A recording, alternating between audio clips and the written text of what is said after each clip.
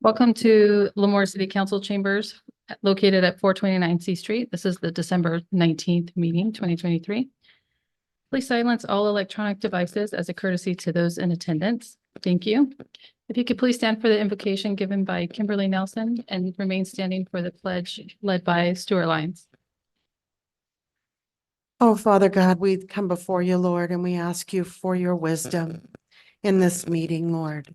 We ask, Father God, that you would just be with each one of our leaders. Be with those, Lord God, that help our city, Lord God. We ask, Father God, that you would bless this community, Lord. It is a beautiful community, Lord God, and you have so many wonderful plans for it.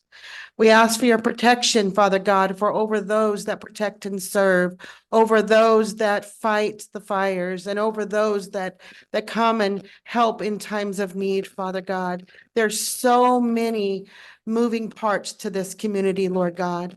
And I ask that you would touch each one. And Lord God, we surrender this meeting into your hands. In Jesus' name, amen. Ready? Salute. I pledge allegiance to the flag of the United States of America and to the republic for which it stands, one nation, under God, indivisible, with liberty and justice.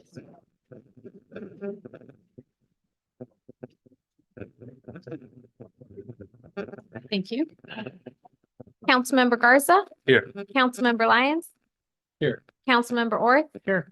Mayor Pro Tem Gornick. Here. And Mayor Matthews. Here. Thank you. Thank you. Agenda approval, additions and or deletions. Okay, moving on to our study session. Item 1-1 fiscal year 2024 budget update, Ms. Spear.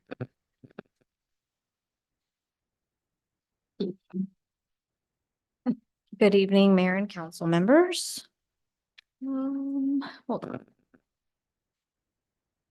Clicky. Okay. We're just going to rely on the clerk to hit the button. So I'm here to give you guys a 2024 fiscal year budget update. I really am hoping that this is going to be more of a conversation than it is necessarily just me giving you data. I know in the past the council has asked for these, and now that we have our new software, it's a lot easier to kind of gather the data and put it in presentation format. So I've gathered basically just budget versus where we are this year, but I'm looking for feedback from this council and even from the public. Like if there's certain elements of the budget that you wish that you could get a quarterly report on, I'd like to know what that is. So the next time I come back, we can have a more robust conversation about it. So please forgive. This is really just the meats and potatoes version. So if you want something more specific, please let me know. So first we'll start with the general fund. Couple of things to discuss. You'll notice that I've given you a breakdown of expenditures and revenues to date. So this is up to everything that was processed as of last night versus what was in the budget. So your first section is the expenditures. We've spent about 5.7 million out of the 17.2 million approved.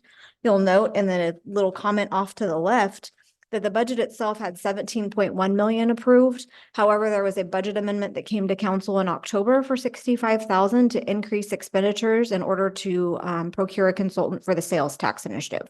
So that's why it went to 17.2 million. Expenditures and revenues aren't cyclical, so it's really hard to compare where we are this year to where we were last year because not everything happens on the same time frame. So just know that we're about halfway through the year and we're not even halfway spent. Same thing for revenues. Please don't be alarmed by the fact that we've only received 2 million. A lot of our revenue comes in the second half of the year. We're beholden to the state and the county to issue us tax revenue. We haven't received any property tax this year, but that's normal. We don't normally get it until after January. So usually we'll start seeing that come in after tax allocation April. Mr. Gornick, did you have a question? I'm not sure. I'd be afraid after that. Yeah. Do you have a schedule from the county or from the state as to when you, or that's just kind of when they? We typically receive our sales tax allocations monthly, and we have been getting those. As far as property tax, like I said, most of that comes in the second half of the fiscal year. So we should start seeing that come in, late January is typically when the first payment comes in. Okay, Okay, thank you. you're welcome. So that's just a brief overview of where we are in the general fund. Again, nothing too alarming. None of the accounts look frightening. Nobody's overspent. Next, we have the water fund.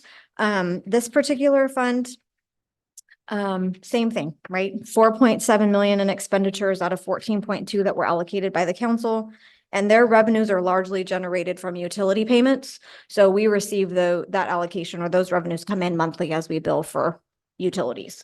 And so again, everything looks on track to me. Is there anything so far? I mean, I'd like to ask a question. Is there anything you guys like to see about the general fund or maybe water fund that I didn't include? Well, the general fund in terms of our, that, for example, on revenue 16.694. That's the budgeted revenue, the anticipated revenue that we built our budget on. Correct. The adopted amount that we projected for the current fiscal year. Okay, Yes. good. And I will show you the very last slide when we get to it is kind of an analysis of salary and benefits, because I know that might be something that this council is interested in. So if you want more detail there, we can talk about it then as well. When do you start losing sleep in this process? When, in terms of That implies that I don't lose sleep on a regular basis. when we know what our budget is, but if our revenues are not keeping up with. So we start the fiscal year 25 budget process in January. And so about March, when I'm really getting into the numbers after the requests have come in for 25, I start doing projections for where I think I'm going to end this year. That's when I start really analyzing it. Because at that point, you can kind of see some trends in property tax revenues and some other things to compare it to prior years. And that's when the real analysis begins. Right now, it's a little early because so much of our revenue stream hasn't hit yet that it's really too hard for me to tell if I think we're on track. I will say that sales tax and property tax are the two big gives, right? That's how we get most of our discretionary revenue. We receive quarterly updates from HDL, which is our sales tax consultant, and they give those to me about a month after quarter end. So I should get another update from them sometime the end of January. And so at that point, I'll know whether or not they're predicting whether or not we are going to see an increase or a decrease in their projection for the current year. One thing to keep in mind, right now, we're trending a little low on sales tax revenues compared to last year, but again, not overly concerning. But so much of our sales tax generation is from fuel sales that it's interesting because if you look at the price of gas a year ago versus where the price of gas is today, the price has dropped a little over $1. And so I think that could have some impact to our sales tax revenue, but I'm not the consultant and I'd like to see what they tell me in January. So in terms of, there was some concern a number of years ago where we decided to turn towards marijuana, retail marijuana. So I've talked with Nathan about this. I, for one, would like to see what we look like in terms of what the anticipated sales tax revenue was and what it is now and what we might project it to be in the future. So, okay, so a lot of our revenue not right now. I'm just, in the future, so what I can include is the amount of revenue we receive on a revenue raising fee. So because a lot of our cannabis revenue is driven by our project development agreements, that comes in we do get 1%. We do get our 1% Bradley burns on their sales, but we also receive a revenue raising stream through cannabis sales. So I can include that. I can basically include some cannabis data for you on the next. I just like a picture of how we're doing. On the general fund side, I know that you don't want to give specific dates because it fluctuates, but if we could get a roundabout timeline, just like when this, that the property tax usually comes in around January, February, what usually hits and about the time when, just, so we know. So I can tell you, generally speaking, it's going to hit pretty frequently after January. So between January and about June, we receive most of our property tax revenue. We do also receive some of our revenue streams at the beginning of July, and those are considered rollbacks. And so it's basically the last 6 months for property tax. The ones that you receive in July, it's for the previous fiscal year. Yeah, so if we receive them after July 1, we have to book them in the next fiscal year, but part of the year-end close from the current fiscal year requires rolling those revenues back. So we actually just completed that process yesterday. And so we rolled back revenues that hit this year back to 23 if they belonged in 23. So I can try to give you a timeline. Every revenue stream is different. Right. So it's I'll just give you my best Just a guess. rough guess. yeah. Okay, for you want Nothing- I the won't big hold you to it, hitters, I promise. Okay. I promise. You could even write it in pen or crayon, whatever. pencil, Yeah, erase it. yeah. So does it, I did the math, and, so expenditures right now is about 33.5% of what our budget is, the 17 million. Maybe if you could put percentages on. Uh-huh. Sure thing. Johnny, your mic's not on. I lost. Sorry. lost Sorry, my I train could of hear thought. you. I didn't realize. He just asked if we could include percent spent, so which percentage fine. of the budget, and I'm happy to do that. People out there. Now, how, does it normally take, I mean, is it normally from July to now to back book that? I mean, is that a normal? So we Process? stop, yes, that is normal. Okay. It's part of the audit process. Okay. But just so you know, we don't, how do I word this? We stop posting things to the previous fiscal year 60 days after the fiscal year ends. And that's for expenditures and things of that nature. That's a normal process. Okay. This is just part of closing the books. And so, yes, that is very normal. Okay, so I have cannabis revenue, timelines for major revenue streams, and include the percent spent. Did I catch everything so far? Okay, and then we'll go again to the water fund, and I can do the same type of thing for the water fund. Whatever I do on general, I'll try to, do on the other funds as well. Do you guys have any specific questions about the water fund other than the requests you've already mentioned? Yes, Okay, it looks like projected rough numbers, $3.9 million short of revenue to expenses. can you clarify what you just said? I'm sorry. The expenses shows 14.2 million, That's what was budgeted, yes. and then our revenue is looking at 10.3. Yes, because you also have to consider that your expenditure budgets also include your capital projects, and so those were dipping into your reserves. Okay. We have $4 million in our savings account for that fund. In the water fund, I don't have that data in front of me, but I- we wouldn't have run the account into the negative. So yes, I'm going to tell you that it was there when we adopted the budget, but I would be happy to point that out in the next presentation for you. And do we normally keep part of revenue? Do we try to put money into the savings account? I'll call it a savings account. I know it's not considered a savings account. Anytime we can put money away, we absolutely will. I will tell you that your enterprise funds, specifically water and wastewater, struggle because there are so many capital projects that have to be done that it's very difficult. We're canceling projects or delaying projects regularly to make sure that your reserves don't dip below, what is considered a comfortable threshold. And so, to have 14 million expenditures and only 10 million in revenues, don't quote me. I want to say it was like a $7 million reserve when we started this year in water. I could be wrong. I will tell you at the next presentation. It's also in your budget book. You can look it up. Somebody can Yeah, pull it up right now. I just was, Yeah, do no, it's a this. fair question and I'm glad you asked. So what I can do is just kind of tell you in the next presentation, how many of those expenditures were related to capital projects versus just regular operating expenditures.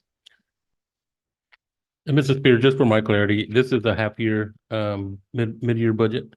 I'm Or sorry, what is It's a what? I'm sorry. mid-year, or so are we like at 50, like? Yeah, so the end of December is basically the end of your sixth month. So that's where we are. Because once again, doing the math, so expenditures, we're only at 32.7%, which is good. We should be around 50 or less, right? So that's good. So and then the revenue, we're at 41% of our anticipated revenue. So, okay, thank you. Yeah, no worries. Thank you. And would it be helpful to, when you do the all of the, whether it be general fund or refuse fund or water fund, if you also had a bar in here or however you want to display it, that just showed a reserve? So the reserve is hard to pinpoint because technically the reserve fluctuates daily. I I can, realize that. I'm not looking for a daily thing, just kind of like what the start is. I mean, I don't know about my colleagues, but, you know, looking at this on a quarterly basis is fine with me. But, you know, maybe we want to do it every month. I don't know, but, just keeping it simple in terms of, you know, like Dave's question about, you know, well, what's the reserve? You know, and so. and I can absolutely include that. I'll include Yeah, what was I- included in the I- budget. It's not that you have to be on the penny on it. It's just, that, you know, what we start out and, you know, where we're at. Okay. Any other feedback before I move on? Okay, so same thing for the wastewater fund. You have about $2 million in expenditures out of just about 10. And again, Councilmember Orth, same thing, right? You're bringing in about 4 million in revenue, but you have about 10 million in expenditures. It's the same concept. There were a lot of projects in wastewater for capital projects that were allocated this year. And so I will make sure that I bring you those capital projects in the next update so that you know how much of that was capital versus operational. And then we have the refuse department or the refuse fund.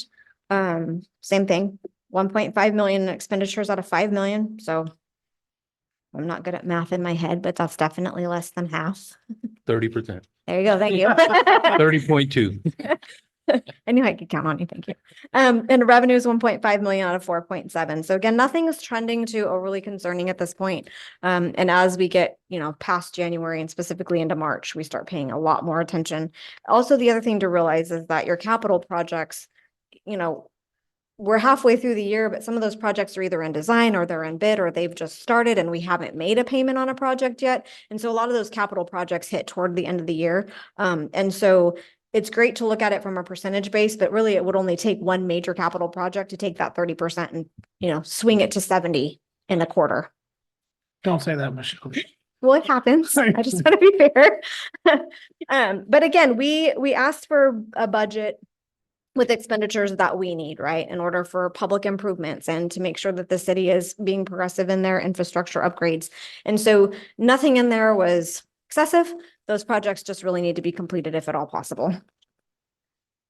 Okay, and lastly, I did a salary and benefits matrix, just kind of a pie chart for you. I didn't give like specific numbers and I'm happy to do it if that's what you want to see. But overall, not just in the general fund, but in all funds, you had a salary and benefits budget of 14.3 million. That includes pensions, that includes unfunded liability, that includes salaries and health insurance, all the different taxes, uniform allowances, anything that is wrapped up into a benefit or a salary to that employee. So of that 14.3 million, we've spent 5.2 so far.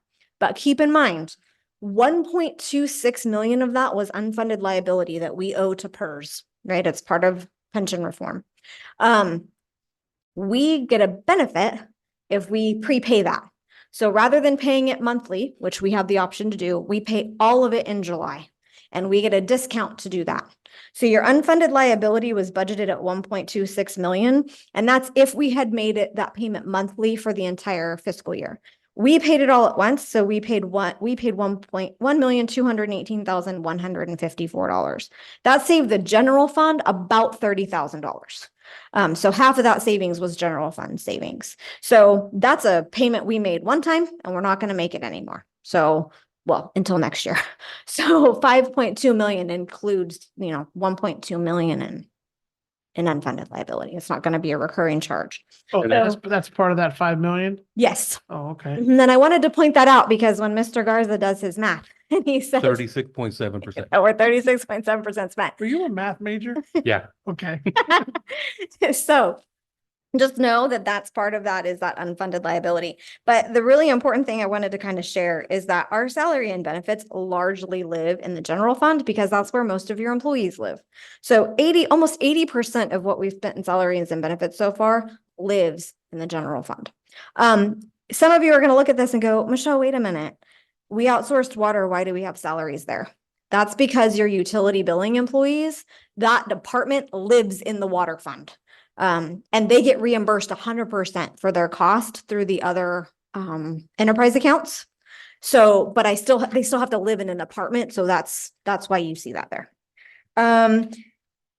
Would it be beneficial to everyone here to see the specific dollars spent per fund, or are you okay with it being rolled up into a percentage? I'd like both, but Okay. So, let me understand what you just said. So in the water fund are just the, billing operation of water is connected to that fund, Correct. no other employees. There's No. no water conservation. Yeah, well, our water conservation officer lives there because that position exists purely for the purpose of trying to make sure that we are conserving water per state regulations. And then we have our utility billing clerks. So the utility billing clerks serve sewer and refuse as well. So sewer and refuse, through cost allocation, pay the water fund for their proportionate share of those individuals. Okay, so those come out. And so, so how about refuse? Yes, refuse pays a portion of them as well. When you say a portion, well, how much of a portion? Their proportionate share based on billing.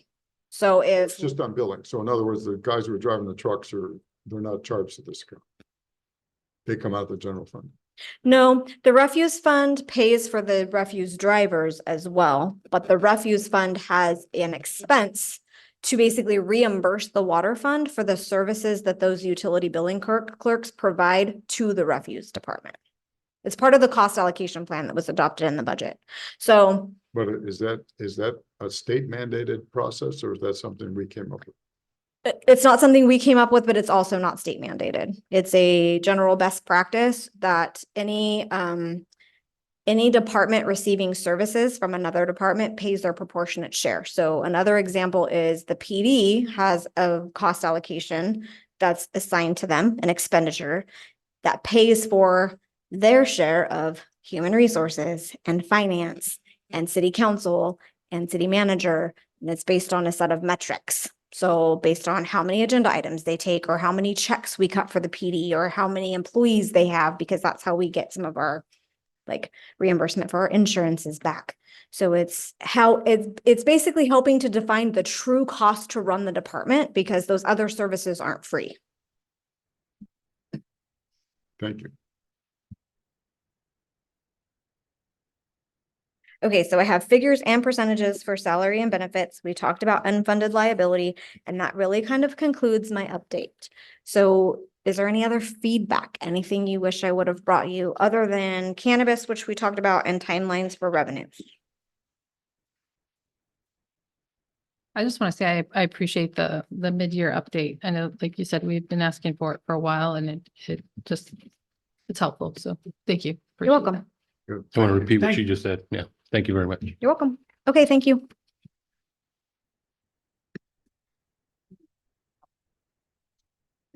Is there any public comment on the presentation from Ms. Spear? Okay. Go ahead online. Good evening, Mayor and Council. Jennifer Solis, 757 Redwood Lane. I was just curious because Michelle had mentioned about some projects being canceled because there wasn't enough money in the water fund and the wastewater fund. I don't know if this is an appropriate time to ask the question of what are projects maybe that are being put on hold, because I know we've given like the TTHM update and it's out for RFP, and this is more of a budget conversation, so this might not be appropriate, but I just thought I'd ask in case that's something off the top of her head that could help educate the public. Thank you. Hi, Jennifer. Thank you for your question. So the projects that were put on hold or were canceled were done prior to the budget process. It was done through the budget process because when we start looking at the grand total of projects that need to be done and we realize we don't have enough money, we have to prioritize. So the best way I can answer that question is there's a capital projects process of the budget that happens internally. I do know that there have been several council members that have asked for a long-term capital project plan. I would really love to do that. Right now, we do them 2 years at a time. And that's just because we have restricted revenue streams and not enough money to go around. But I do believe there needs to be some long-term planning for some of these larger projects that are going to take years worth of our revenue growth to achieve. I know I didn't quite answer your question, but that's the best I can do. Thank you. And Michelle, before you walk away, I believe I saw in the email that we were sent that you were looking for discussion on what you were wanting or what we were wanting in going forward in the 2024 fiscal year budget cycle. Is that correct? You mean 2025? Yes, sorry. Yes, I'm going to bring that discussion back to you guys on January 16th. Is Okay, perfect. that okay? Oh, one other question though. You guys have mentioned several times quarterly updates are okay with you. Is that the consensus? Mhm. Okay, wonderful. Thank you. Thank you. Thank you. Moving on to item 1-2, local government strategic consulting LLC, LGSC proposal, Mr. Olson. So good evening, Mayor and council members. We have another presentation for another option to go out to help guide us through the polling and get the data collection for our sales tax initiative. So with that, I'll turn it over to Alex Tavlian. Did I pronunciate that correctly? City Manager, thank you. Yes.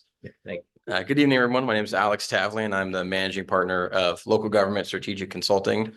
We are based in Fresno. A little bit of background on myself. I've had a lot of time in Kings County. Before going into the private sector, I was a deputy district director for Congressman David Valadeo, and I had spent a lot of time in Lemoore, a lot of time in Hanford and Kings County, and it's great to be back here. LGSC, if we can move on to, oh, thank you.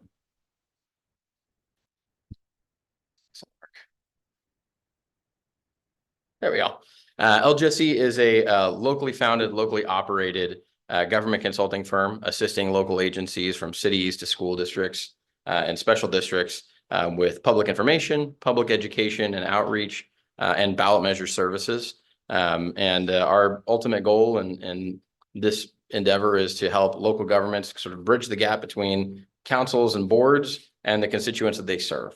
And so it's very exciting to be here and to talk a little bit about helping the city of Lemoore improve its financial shape with a measure to deal with its sales tax and potentially bring some more revenue after hearing this this budget analysis, help raise some revenue and improve the budget picture here.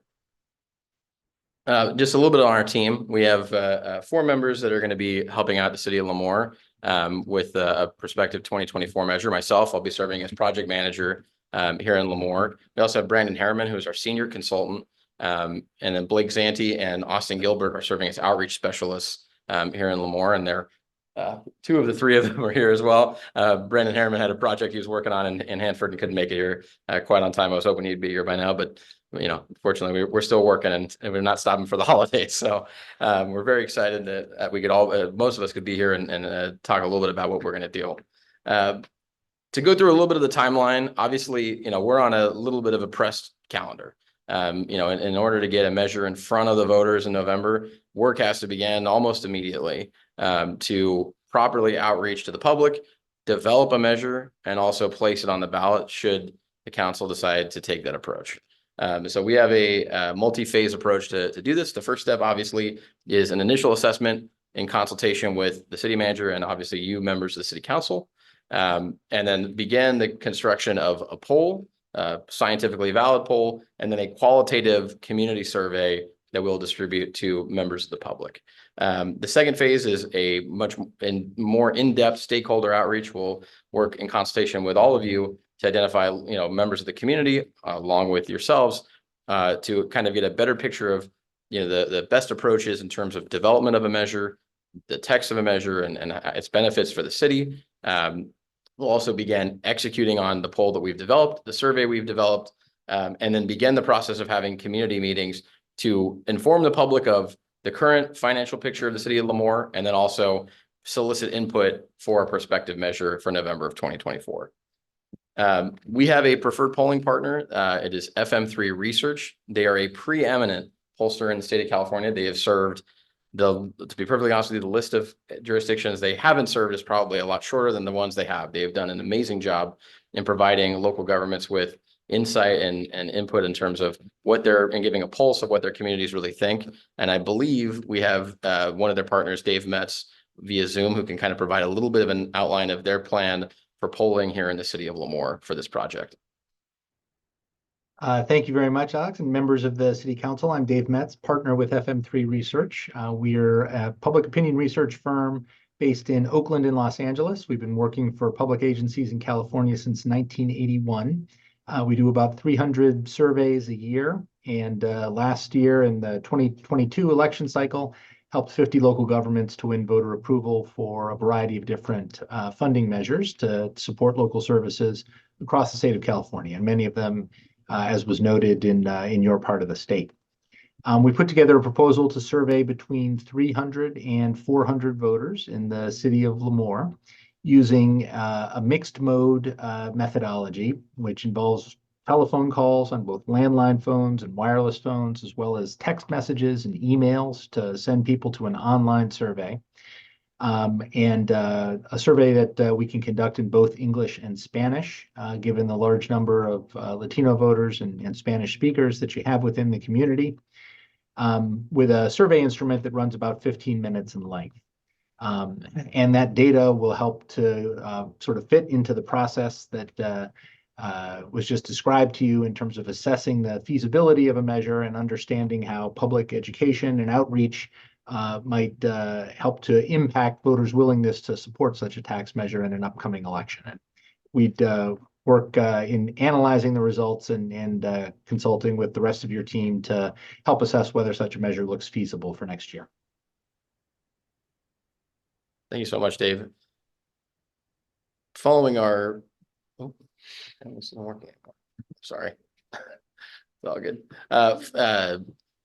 Along with executing our poll, we would begin to analyze the feedback from our qualitative survey from community members, also the polling results to determine feasibility. This is kind of our third phase of this project, is really sort of the make or break when it comes to feasibility. This is the quote unquote go or no go for a measure. This is really the point where we pivot into developing language, finalizing language, because you know, with best practices within state election laws to have this in the hands of the Kings County Elections Office within 100 days of the election, in order to ensure its placement on the November ballot and to ensure that there are no legal deficiencies in its design. And so our fourth phase of the project really is finalizing this measure, its placement, and putting it in front of you for a vote to place on the ballot, and then also developing a ballot argument in support of the measure. And then really the final phase of this project is public education on the measure itself, rather than the impacts that are currently going on within the city of Lemoore. Is now explaining to people, here's what the measure will do in terms of, on a very factual basis, not an advocate position, but on a factual basis, if approved, this is what it will do. If it is not approved, this is what will happen. And laying it out there in very plain terms through both, you know, events, stakeholder outreach, and then also an informational measure providing a layout of the final text of the measure itself. And so all in, this is a you know, from today or approval to election day, this is technically a 12-month process, because we also will have final work that's done after the certification of the election to kind of walk through all the work that's been done before, up to, and then shortly after the election related to this measure. So this is a 12-month sprint for the city of Lemoore to get this developed, solicited for feedback, and then placed on the ballot, voted on, and analyzed. So we're very excited to work with the city of Lemoore, and I hope I can answer any questions you may have about the process. Yeah, I have a couple. So walk me through the 300 to 400 telephone text calls. What does that look like? And let's just say if you make the 300 calls, are you guys just going off of who answers? Like, let's just say 150 answer, that's what you're going to take? Or do you call another 150 to make sure you got the 300 for surveys? I can probably, Dave, if you're still there, you probably answer this better than I could, but the answer is we would go to 300 to 400 people. You will get a full sample of 300 to 400 people. You don't call 300 to 400. Your end sample needs to be, you know, statistically representative of the voting electorate, but within 300, 400 responses. If that's correct, Dave, you can chime in. That's correct. Yes. If 300 to 400 completed surveys will make many, many more calls and send out many more messages to get that total of 300 to 400. Okay, thank you. Now, are you gonna look after, obviously, you're gonna pull registered voters, obviously, right? And want to talk to just registered voters, just not 300 warm bodies, correct? Right. Yeah, we'd be pulling registered voters. Now, And we'll set demographic quotas based on information on the voter file about age, gender, neighborhood, party registration, a whole variety of characteristics to make sure that the sample of people we interview mirrors the demographics of likely voters within the community as a whole. Okay, that was my second question, so you answered it. This next one, you may not be able to answer it. This may be a Nathan question. Cost to the city to run this campaign, and we're gonna have to, do you guys cover it? So Obviously, we're gonna have to pay for it, So but I want to clarify, so just for legal purposes, I want to specify what's a campaign and what's not a campaign. So our role here is to serve as two things. One is to provide technical assistance in the development of the measure and public education to the general public here in the city of Lemoore. Campaigning and advocacy is done on a third-party basis outside of this building, outside of our engagement with the city. I will say, obviously, our firm has a private arm that does support those endeavors. So we're an integrated firm where we have a private side that's capable of doing that. One of probably the first things upon initial assessment of this project is identifying a steering committee to serve as the advocacy arm. But that will be done outside of the scope of this, this engagement for the city of Lemoore, and it cannot be financed with tax dollars. So that has to be done with privately raised dollars, privately financed dollars. So in terms of the proposal, if you haven't had a chance to see the agenda packet, what we are laying out is strictly within the confines of developing the measure, placing it on the ballot, what's legally acceptable for us to provide the city up to advocacy. So, the last thing we can really do once it's approved for placement is we can help develop a ballot argument that can be signed on by whatever citizens or members of the council wish to. After that point, all we can do is public education from placement on the ballot to election day from this side of the aisle. And I always have to be careful because a lot of times we wind up doing, our affiliate firm does the other half of it with the advocacy. But for our purposes here, we are within a sandbox of public education. Yeah, I have one more here. Go ahead. Of the 300 surveys that you guys do, you guys said you do them in Spanish and English, right? Correct. So will there be data that shows us how many were done in Spanish, how many were done in English? Absolutely. And I can probably speak for Dave. Upon the completion of polling, we'll have a briefing on the entirety of the poll for the council to review, including crosstabs, which will lay out specifically, how Spanish speakers responded to the survey, how they responded to, their view of needs in the city, their willingness regarding a measure of various designs. So you get a full picture of what English speakers, Spanish speakers, all demographics that we are sort of sampling and testing, how they respond to all these questions. Thank you. Yeah. Do you have any samples of questions we could look at? At the moment, I don't at the moment, but I can happily provide it after tonight's meeting. I know as Dave can probably assert, there's lots of that you can ask. Most of them center on general consensus with these surveys. It specify you go into not only you ask demographic questions to confirm that who you're speaking to is the voter you think they are based on the voter file and other things. The other portion of this is we usually will identify what voters view as the highest needs for the community. So we'll assess what they view as the biggest need in the community in terms of the budget, in terms of the city's finances. And then we'll wind up testing a variety of versions of measures that they could vote on. Usually, by the time we get to a poll, it'll be pretty narrow in terms of what is actually the types of measures we're going to put in front of voters to test. But, I don't want to take anything off the table until we get to that point. So there's, we can test whether it's, a special tax, a general tax. You have the ability to assess how voters really view it. I think obviously this community is leaning more towards a general tax as a pathway, but you certainly want to leave all options on the table when you're assessing voter input.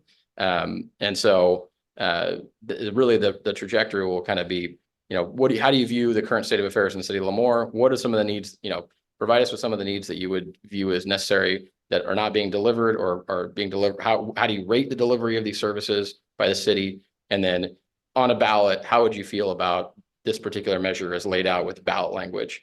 And so that's kind of the general approach and how, FM3, based on my past experience polling for, city of Fresno and other cities around the valley, that's kind of been the general sort of trend of how a poll battery is designed. But I don't have specific questions, but I know in consultation with Dave, we can get you copies of, other polls that have been done in other communities. So you can kind of get a feel of what that looks like.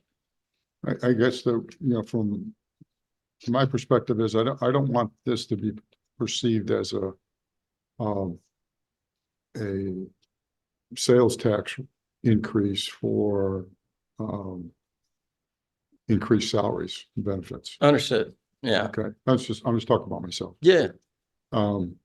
There's other needs that the city has, including that, Mhm. including salary and benefits.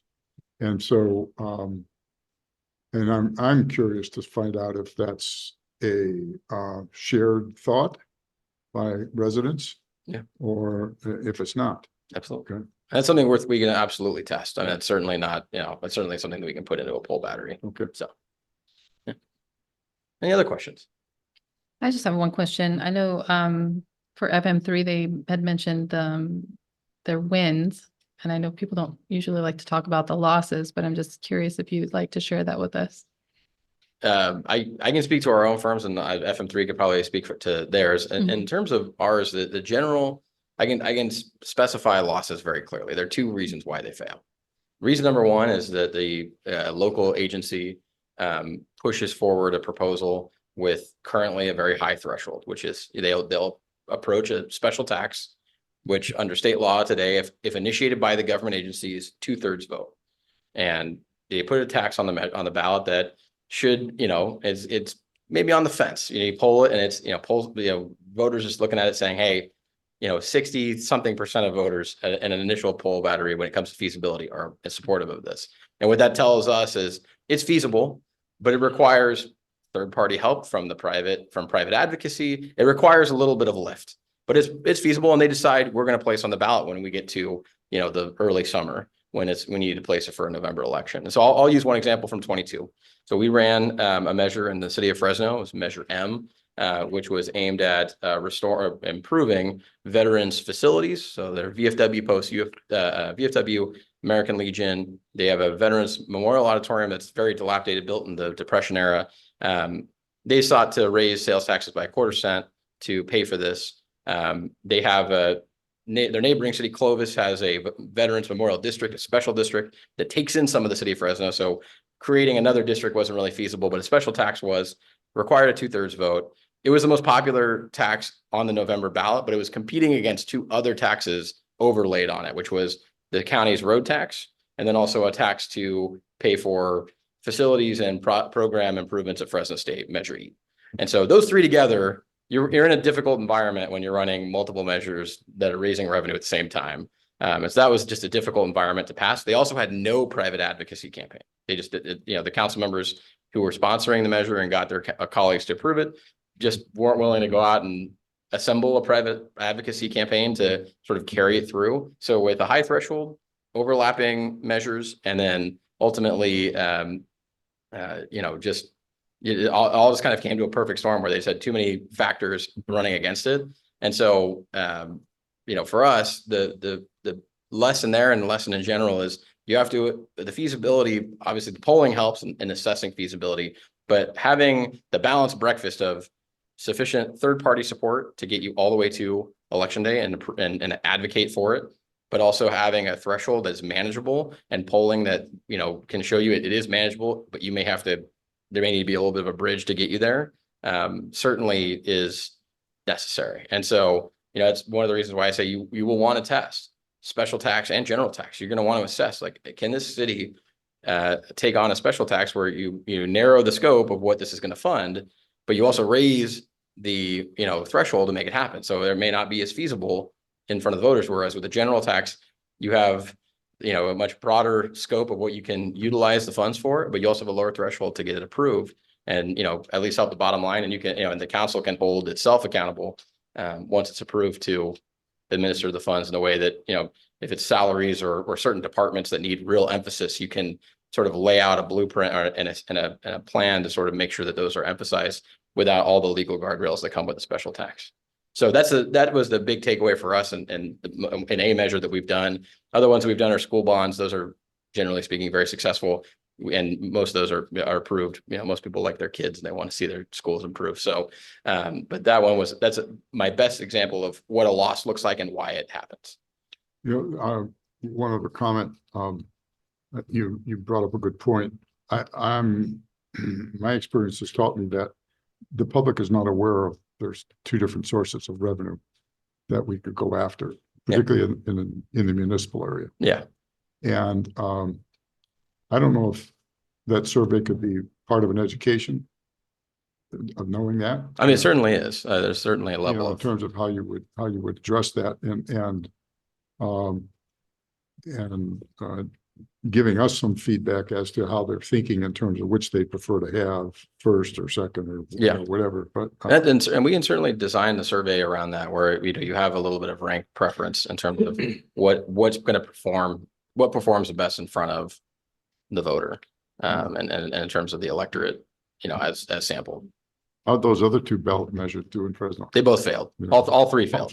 But of the three, I knew the veterans one performed the best. So I will say some of it is how you design. It's not just what the subject matter matters, of the three, and this is the irony, is the third one, Measure E, which was it was citizen led, which there's currently a loophole that exists in California law that allows citizens who gather signatures and place it on the ballot, place a special tax on the ballot, their threshold drops to 50%. Rather than 2/3 if the government leads the initiative. They had a 50% threshold. They couldn't clear that. Whereas the two government sponsored measures, the countywide tax measure and Measure M, which is Measure C is the countywide tax measure, both were well in excess of 50%, both, nearly, in the 60s. Ours was 61%. Measure C was in the high 50s. That definitely demonstrated there was, in one case, there was an opposition campaign and insufficient support on the private side. In the case of Measure M, no public, no private support, but also no opposition. So a lot of factors there, but certainly, what you're putting in front of the voters does matter. And that's why we go through this process to make sure you have the best possible measure and it's feasible before you go and put it on the ballot. I got one more. Yeah.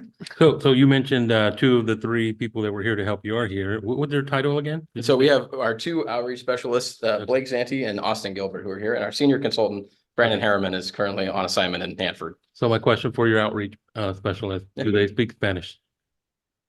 They do not speak Spanish. I will say this, but we do contract with Linguistica to provide Spanish speaking services. So in terms of our community meetings and also translation services for mail, we do have a third party vendor that will be The utilized. reason why I'm bringing this up is Mhm. because we, with the outreach, we Yeah. got to be transparent on what we're trying to do, right? And the communication's got to be crystal clear. And if we're not speaking to our Spanish speaking population, I understand. then No, I just want to absolutely. make sure that And that is contemplated in our proposal to the city as part of our fee. It's not an additional fee. We put it in as part of our base fee for the service. Okay, So, thank you. Yeah.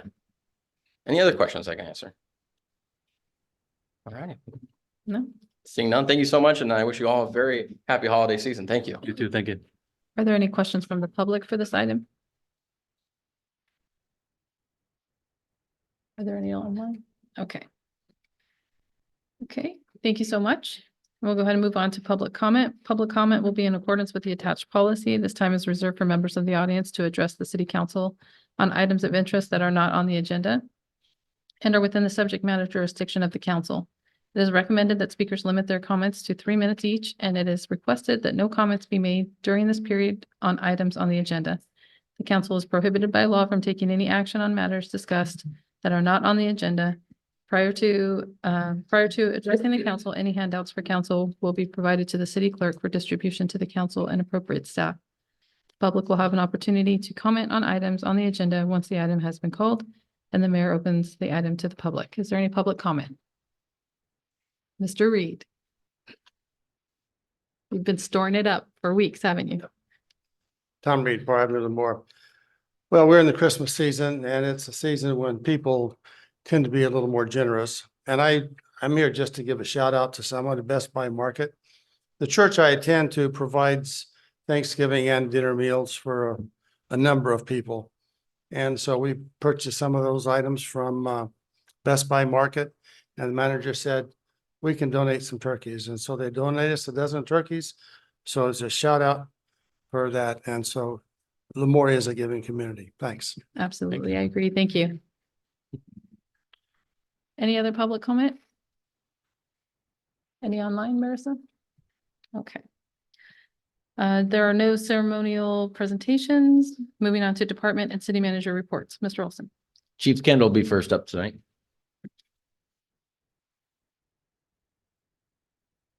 Good evening, Mayor and council members. Um, just to kind of echo what Mr. Reed said. We finished up our presence on patrol, or I'm sorry, our reason for the season event. I just want to thank the members of our community who came together, helped purchase all those toys. We were able to reach 54 families, 162 kids this year. Our donors came through and we raised over $14,000 to pay for those toys for both reason for the season. And then for tomorrow's event, Presence on Patrol. So if anybody wanted to attend the Presence on Patrol tomorrow, we will start loading up at 1 down at the police department. And then lastly, real quick, it's almost the end of the year. I was reviewing some of the statistics.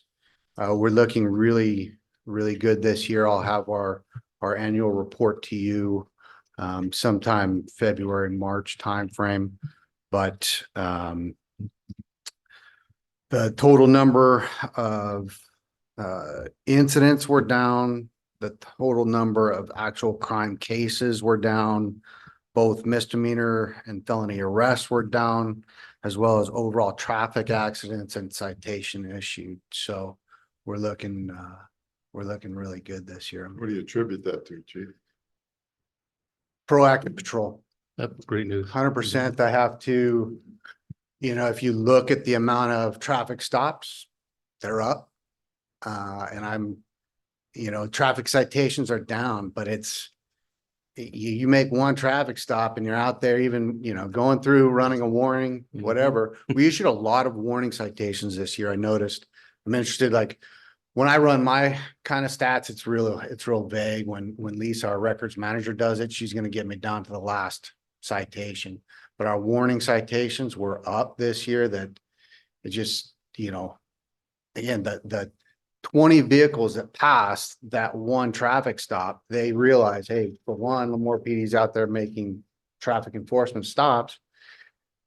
And those lead to warrant arrests. Those lead to, getting an unlicensed driver off the road to where they're not getting into accidents. I think there was somewhere around 44 crime accidents this year, which is, Yeah, really low. it's pretty low, honestly.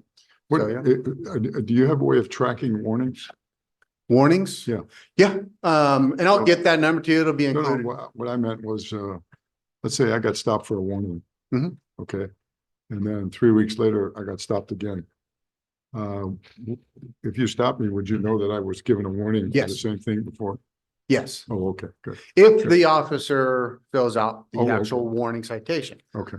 And don't quote me on the number, but I think it was somewhere in the range of 300 warning citations this Yeah. year. I mean, that's a good tool to, But it's something tools. we've implemented over the last 4 years that seems to work. Yeah. Do they input that warning into the computer system? They That's how do. they would, okay. They do. We have our volunteers in policing, Mr. and Mrs. Koga, shout out to them. They're in the PD 2 or 3 times a week, entering citations. Okay. That's Yeah. cool. Thank you. Thank you, sir. Thank you, sir. This is a few things out of my office. So next week, offices will be closed on Monday and Tuesday for the Christmas holiday. So I'd like to wish everybody a very Merry Christmas and Happy New Year. And then the old, or the restaurant across from the vineyard, they pulled permits yesterday to get underway and get opened. It is still unclear what type of restaurant it's going to be. I think it's undecided. It's up in the air. So We should have a raffle. we finally pulled permits though. So we're going to finally fill that Happy vacant to- building after many, many years. Good. Thank you. Thank you, sir. Moving on to consent calendar, item 4-1, approval minutes, regular meeting, December 5th, 2023. 4-2, approval budget amendment, creation of CIP 24011 for Bush Street Crossing.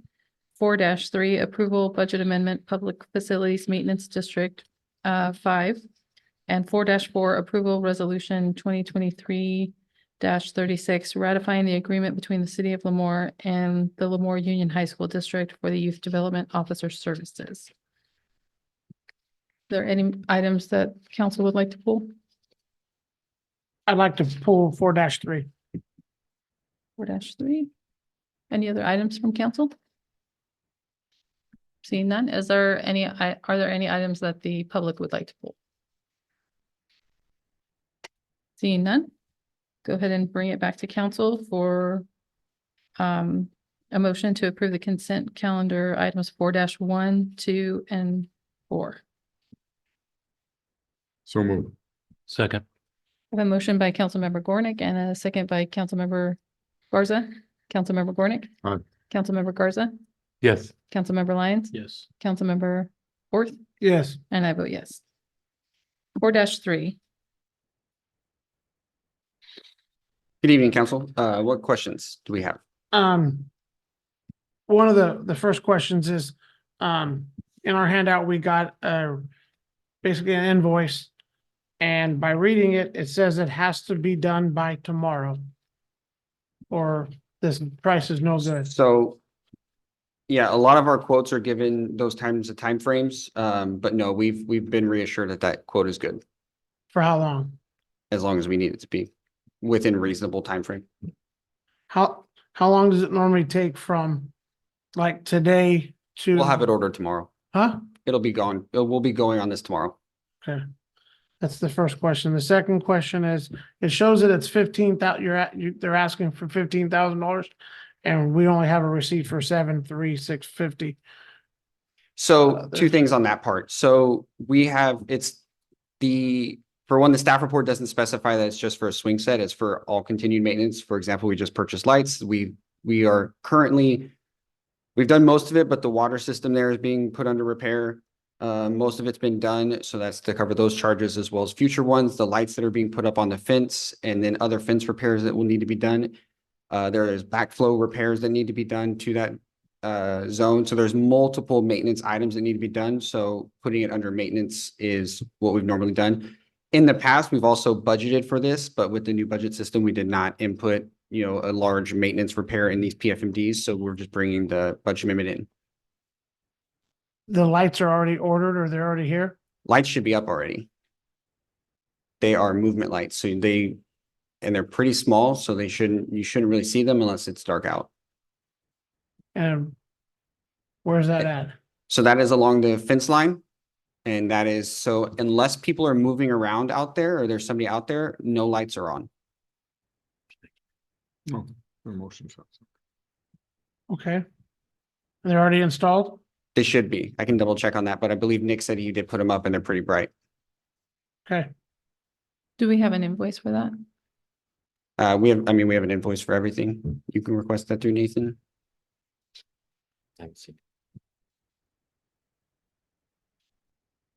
They're on the block wall? Yes. And then I can pull anything you guys need. I can pull and send to Nathan. The only thing that was requested was the swing set, but there is a multitude of items. They're just daily operational items that we have to go through when we start doing these maintenance projects. When we do a budget amendment, don't we usually get the invoices for everything that's included in the total? So a lot of times with these, it depends. So in these budget amendments, typically there's a specific project that we're doing for these PFMDs. But like I said, in the past, we've budgeted large amounts for these. And because there's so many miscellaneous items, we kind of just give ourselves a contingency in this because we have no idea when we start doing backflow repairs. We have no idea when we start getting in there with Telstar to replace the water. We really have no idea what it's going to cost. So it's kind of, to me, as the analyst, it's fiscally irresponsible for me not to throw a budget buffer in there to make sure that I don't have to come back. It's kind of a one and done for me so that I can make sure everything's done. And then anything not spent just goes back into the PFMD reserve. Do you report back on that, on what the final expense was? It's reported back regarding whenever we do final budget expenditures and things like that. It's always in those reports. If you would like to, we can bring that back. So with you putting that buffer in there, you're not gonna go over that amount, correct? No, Okay. It's to make sure I don't have to come back because something for $200 came up or something of that sort. Gotcha. And it's all for that park? That It's particular for the park? entire zone. There's Oh, that's multiple perfect. Okay. items, just miscellaneous items that need to be done. I just have, because it says no exceptions will be made. Please plan accordingly to order by tomorrow, right? So you're crystal We're clear good. that We're we're good. good? Yeah. Okay. Any other questions from council? Any questions from the public on this item? Bring it back to council. Motion to approve 4-3. Second. I have a motion by Councilmember Orth and a second by Councilmember Gornick. Councilmember Orth, Yes. Councilmember Gornick, Yes. Councilmember Garza, I abstain. Councilmember Lyons, Yes. and I vote yes.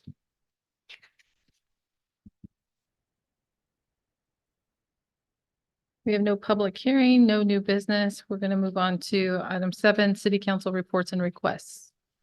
Councilmember Garza. Yeah, I just want to give a special thanks to Mrs. Spears, for her presentation and also gathering feedback from us, just so that way for your next report. Thank you. I want to wish council members and everybody here a Merry Christmas, and we'll see you next year. Thank you, sir. Councilmember Lyons. Yeah, I also just wanted to thank the rec department for the Jingle Mingle downtown. And, everyone that was involved with that. It was a good event. And yeah, Mrs. Spear, I like your meat and potatoes. They're good. So I'll just leave it there. And Merry Christmas to everybody.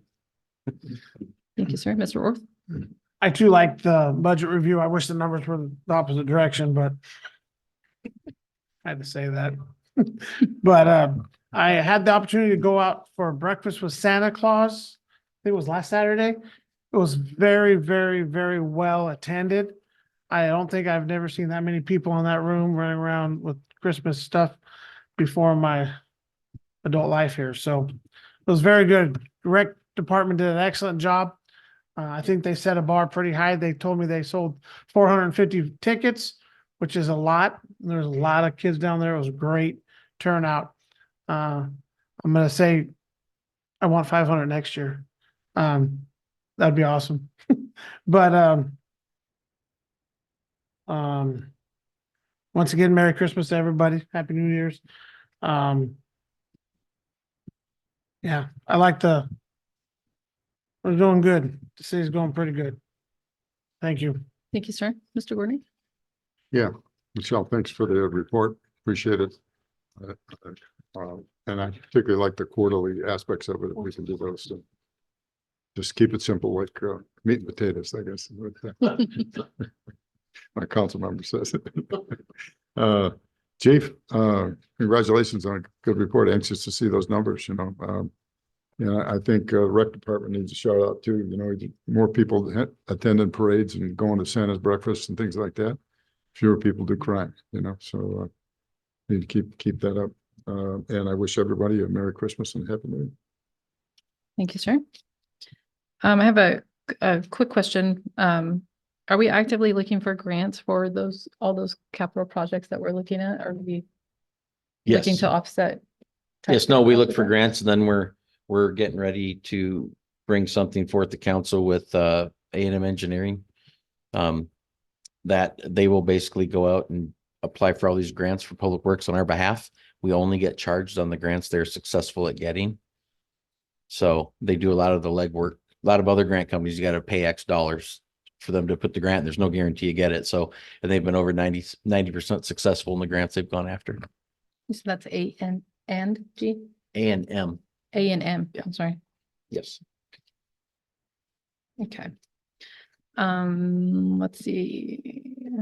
Just want to give a shout out to our police department and everything they do for this month, reaching out to not only the kids in the community, but the seniors, and you guys do a lot during the season, and give you a shout out every year, but you guys continue to do it, continue to make it bigger, better. Thank you for caring about the community like you guys do. Appreciate you guys a lot. I also, I checked out the breakfast with Santa. I didn't have a kid to go, so I just kind of walked around myself, but it was like everyone said, it was very well attended. Everybody was having a good time. So that was a pretty awesome event. So again, shout out to Parks and Rec for that. I also volunteered with Wreaths Across America we did the marking of the graves at the Lemoore Cemetery for the veterans. And then the following week, this last weekend, we placed the ceremony was at the Grangeville Cemetery, and then everyone went to their respective cemeteries to place the wreaths on the graves. And I just want to thank the organizers, Missy, Debbie, and Cindy, for all their hard work that goes into that year round. And I also want to thank the local clubs here in Lemoore that helped out, Kings Lions and Lemoore Rotary. They were a big help on both of those days. I also want to give credit to Lemoore Middle College Interact Club that showed up on both of those days as well to help. These kids, showed up on a early Saturday in the cold and came out to do this for the community. So it says a lot, as well as the JROTC students from Lemoore High. They also presented the colors at the ceremony in Grangeville. I also want to thank Captain O'Connor and Congressman David Valadeo for speaking in Grangeville at the ceremony there. And I want to thank all those other volunteers that helped to make that possible. It's a great event. This is the second year that we've had it here in Lemoore. And to my knowledge, all of the Lemoore veterans that we know of the location of their graves received a wreath this year. So that is better than last year. Last year, they didn't have quite the funding to get all of the wreaths. So that's kind of a shout out to the community and how we support these kind of things. So I just want to thank all those that made that possible. Also attended the city manager's roundtable that was attended by community members, which was a great roundtable. Thank you for putting that on. I appreciate that. And I'm sure the community members do as well. Suites for Seniors, this is my second year attending that event. It's pretty cool. Jameson students come out and put on a production for the seniors. They get breakfast served by the Legion. There are some suites there, so there were some suites for them to have as well. They do a raffle for the seniors that they all get. If you're drawn, you get a gift, but they sing Christmas carols. It's just a great event for the seniors in the community. And you could tell watching the kids, they were really engaged. It wasn't like they were forced to be there. They really enjoyed what they were doing and engaging with the seniors that were there. And yeah, with that, I'm gonna echo my council members' comments and tell everybody, I hope you have a Merry Christmas and a happy and safe New Year. Mr. Gordon has one more thing. Just one thing I forgot. Tomorrow night, we have the meeting of the South Fork Kings GSA here, I think, in this chamber, as a matter of fact, and a lot on the agenda. But one of the things I'm going to ask at our next meeting is that we ask the city to send a letter to the Kings Water. Yeah, Kings Water District, or I can't remember the acronyms of it, but we want to be notified as a city of deviations that are requested by water districts. And there's a lot happening with the state with respect to, and the reason is our water comes from groundwater. And the other thing is that that our one of the reasons for the meeting is we're facing probation from the state. And one of the things that we're hearing from the State Water Board is that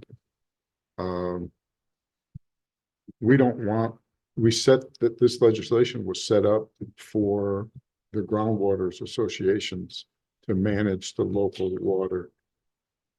And we want the GSAs to manage the water. The state doesn't want to manage the water. There's a misperception that people think, oh, the state wants to take over the water. Well, in some ways they have, but in other ways they're saying we want local control, and that's why they set up these GSAs. And so it's incumbent upon everybody who lives off of the river, both individuals as well as municipalities, to be alerted of some of these deviations that bypass South Fork and go to other places. And it's a detriment to our well field. And so anyway, that's long and the short of what the request is going to be. So does Nathan know what kind of letter, or do we, Yeah, we're yeah. gonna write a letter, or? Yeah, Nathan Okay. actually talked a little bit, but And I have one, sorry, I forgot something too. I should have done it when they were here. The consultants that came, Mhm. is that the second group we looked at? Yes, Okay. They did not have a bid dollar amount like the other company did. Was, it's within the same realm scope. No additional funds been needed, but I can forward that out to you. okay. Oh, it was Yeah, in the it was- agenda Oh, pack. was it? Yep. Yeah. Okay. I didn't see it, but it doesn't surprise me. Yeah. Okay, cool. Thank you.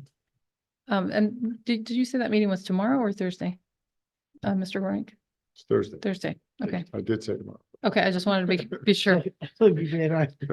Wishful thinking. Get it over with and start your holidays. Okay, so with that, we're going to go ahead and go into closed session. Item 1, Government Code Section 54957, Public Employee Performance Evaluation, City Manager.